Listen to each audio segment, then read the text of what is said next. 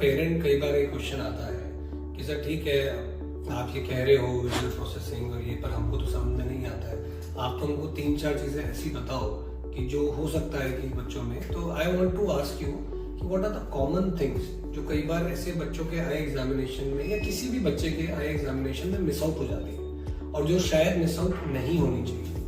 क्योंकि हम जब बात करते हैं तो जनरली तो सोचते हैं कि नहीं, हमने बैठा दिया बच्चे को, चार्ट पढ़ा दिया और बच्चे ने चार्ट पढ़ लिया, लेटर्स आइडेंटिफाई कर लिया तो everything is fine. But right now भी एक चीज सिनेरियो निकल के आ रहा है कि that is not enough in today's scenario, जहाँ पे neural insults, autism because of late pregnancy, this population with special needs is increasing high time now. Right.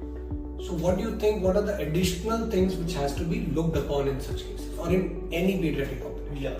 So जो हमारा regular eye examination होता है, right, that does not encompass all the tests that we are talking of. True. We are only evaluating the eye. Right. आँख की anatomy, physiology, pathology सब सही हो सकता है, पर उसके पीछे जो सारा नेटवर्किंग है, जो वायरिंग है, उसमें अगर खराबी हो तो आपका ट्यूब नहीं चलेगा। आपकी ट्यूब है, ट्यूब बिल्कुल परफेक्ट है, वो आपकी आंख के जैसे होगी, पर पीछे जो स्विच तक जो वायरिंग जा रही है उसमें अगर कहीं पे भी खराबी हो, ट्यूब चलेगी नहीं चलेगी। इसी तरह से आंख है, आँख आपकी बिल्कुल ठीक हो सकती है, एनाटॉमी उसकी बिल्कुल सही हो सकती है, फिजियोलॉजी बिल्कुल सही हो सकती है। तो आज जो हम एग्जामिनेशन कहते हैं या करते हैं, ऑकुलर एग्जामिनेशन या आई एग्जामिनेशन, आई टेस्ट करते हैं, अलग अलग भाषा होती है। तो हर एक में आप सिर्फ आँख देख रहे हो, पर आँख के पीछे क्या हो रहा है वो नहीं, कोई नहीं देखता। दूसरी बात, वो आँख के पीछे जो है वो फिजियोलॉजिकली ठीक काम कर रहा है कि नहीं। जैसे हमने एक्शन की बात की,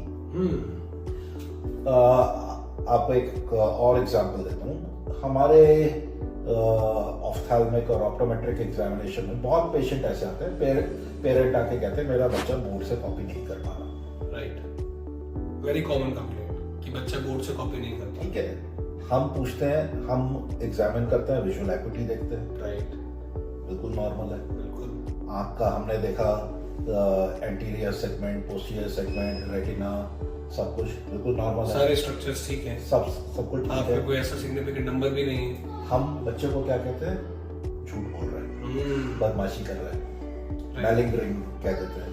ठीक है, ज्यादा से ज्यादा अगर वही कंप्लेंट कंटिन्यू हुई तो बच्चा न्यूरोलॉजिस्ट के पास भेजा जाता है। राइट, न्यूरोलॉजिस्ट भी उसमें कुछ नहीं कर पाता। राइट, आगे साइकोलॉजिस्ट के पास जाता है, ईएनटी के पास जाता है, हेडेक स्टार्ट हो जाते हैं, ऑल द थिंग वो फुटबॉलिंग कहते हैं। मैं अपनी भाषा में उसे फुटबॉल ऑफ द पेशेंट कहता हूँ, but the problem was visual motor integration. True, आपकी आंख जो देख रही है उसे एक एक्शन के साथ में उसे इंटीग्रेट नहीं कर पा रही। और वो आपको एक रेगुलर एग्जामिनेशन में we have number of test which are extra, so वो एक्स्ट्रा टेस्ट करके आपको पता कर सकते हैं एंड फुटबॉलिंग विल एंड।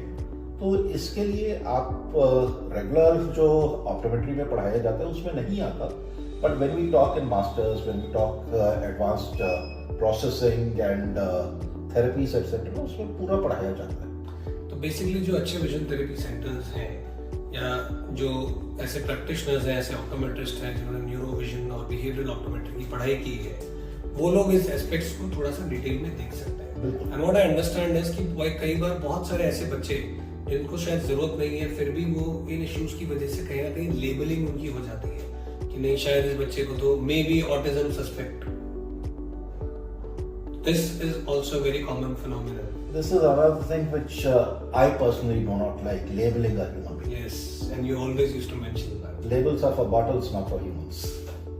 तो labels करने की बजाय उसको एक नाम देने के लिए कि आप ऑटिस्टिक हो, आप मेंटली रिटार्डेड हो, आप ये हो, आप वो हो, you look at the signs and symptoms and take care of signs and symptoms.